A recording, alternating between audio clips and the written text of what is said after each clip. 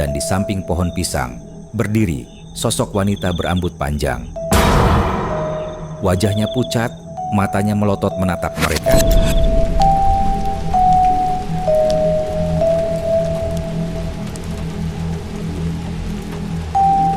Malam itu, hujan rintik membasahi kampung kecil di pinggir kota. Lampu kuning redup di warung kopi tua berkelip pelan, ditemani aroma kopi panas yang mengepul. Di sudut warung, 3 pemuda duduk mengitari meja kayu.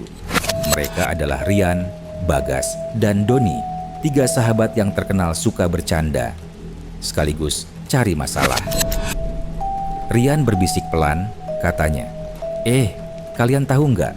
Di belakang kebun pisang itu ada makam tua. Katanya kalau jam 12:15 suka ada suara orang manggil. Bagas langsung menimpali dengan semangat. Serius loh? Wah, kalau gitu kita bikin konten uji nyali pemuda kampung. Viewernya pasti meledak.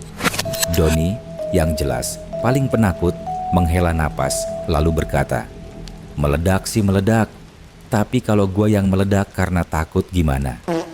Mereka tertawa bersama, dan malam itu juga mereka memutuskan berangkat. Jalan setapak menuju kebun pisang terasa sepi. Hanya suara jangkrik dan gonggongan anjing yang menemani langkah mereka. Doni berjalan di depan, membawa senter yang cahayanya lebih redup daripada lilin ulang tahun.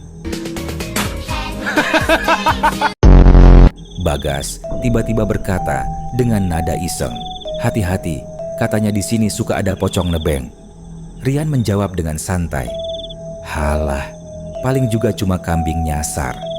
Namun, tiba-tiba Bagas menyorot wajahnya sendiri dengan senter sambil Rian kaget dan berteriak, woi, kaget gue hampir nyemplung got. Angin bertiup dari arah kebun pisang, mengibarkan kain putih di antara batangnya. Tapi ternyata hanya spanduk kampanye yang sobek.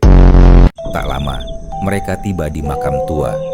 Batu nisan miring berjejer, rumput liar menjulang tinggi, dan cahaya bulan samar membuat suasana semakin angker.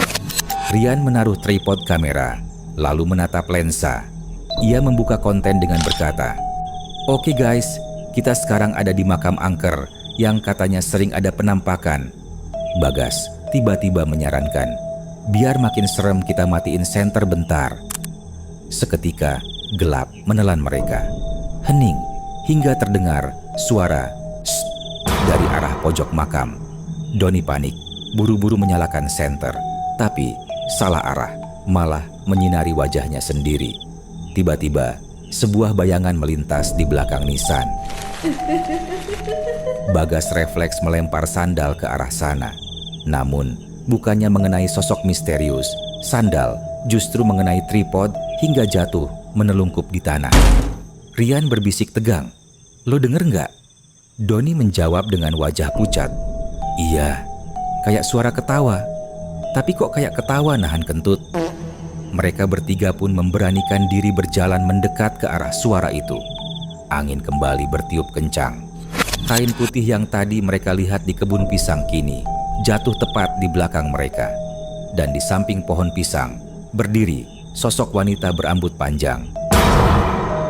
Wajahnya pucat, matanya melotot menatap mereka. Bagas menjerit, "Weh, apa tuh di belakang lo?" Rian mencoba teriak, tapi suaranya malah serak seperti ayam berkokok. "Ah." Sementara Doni terduduk gemetar, berkata dengan suara terbata, "Mbak, maaf, mau collab."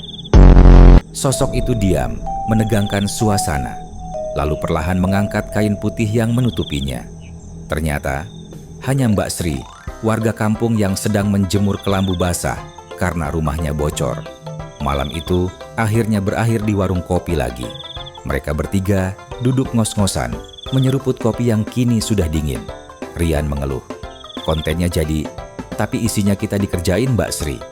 Bagas menyahut sambil terkekeh, "Judulnya nanti hampir diculik pocong, ternyata Mbak Sri." Doni menepuk meja sambil berkata, "Next time, konten kuliner aja ya, yang nggak bikin jantung pindah alamat."